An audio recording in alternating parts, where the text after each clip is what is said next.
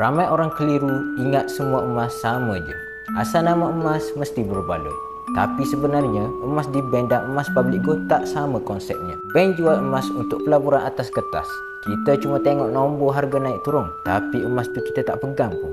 Kalau nak keluarkan emas fizikal, kena ikut banyak syarat, bayar cas tambahan. Dan bila dah keluarkan, bank tak akan beli balik emas tu.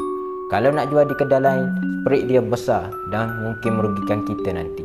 Public gold pula berbeza. Public gold fokus 100% emas fizikal sebenar. Kita beli, terus dapat emas tu.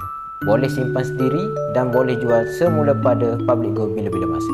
Public gold bukan broker tapi pengeluar emas sendiri. Sebab tu proses beli, simpan dan jual balik jauh lebih mudah. Jadi kalau anda jenis suka pegang emas, nak ada simpanan sebenar bukan sekadar nombor, public gold adalah pilihan yang tepat. Tapi kalau sekadar nak tengok harga naik turun setiap hari, emas bank mungkin lebih sesuai. Fahamkan tujuan dulu baru tahu di mana nak melabur.